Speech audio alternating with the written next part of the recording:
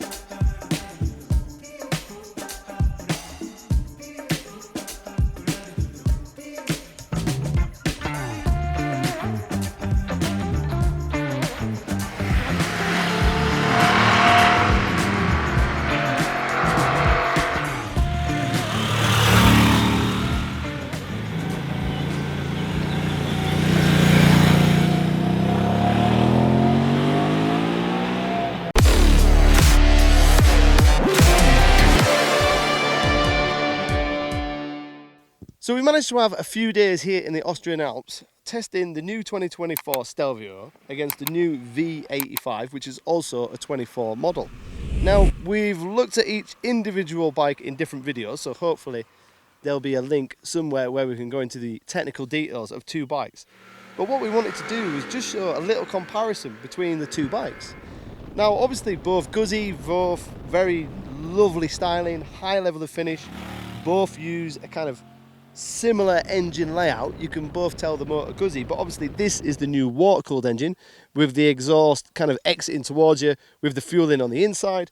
That's the traditional air-cooled with the fueling behind and the exhaust exiting forward. Shaft drive is on the right-hand side, shaft drive is on the left-hand side. Rider aids and rider aids, but more advanced and more sophisticated. Obviously the water-cooled engine has got more power, more torque, more rev than the air-cooled engine of the V85.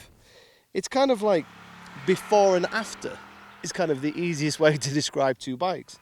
The V85 has still got that familiar rocking, that familiar kind of shake of the bars, that familiar pull of the shaft drive that you'd expect from a Moto Guzzi, where the Stelvio is much more refined, much more of a gentleman's bike. It feels like when they built the Stelvio, they got a few guys in from Aprilia and a few whiz kids in, and we looked at electronic screens and rider aids and radar technology.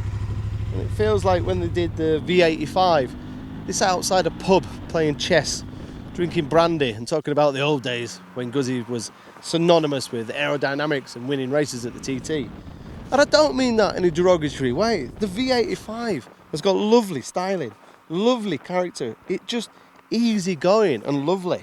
It's got really nice torque from low down. I would say the torque, probably to about 3,000 or 4,000 RPM, is pretty similar to the water-cooled Stelvio.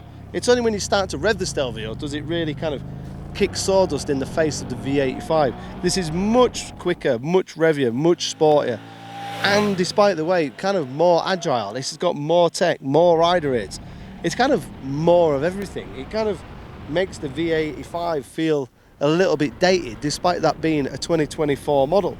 But there are still details of the V85, like the rider aids and the similar dash and similar switchgear. So it has a modern taste and modern technology.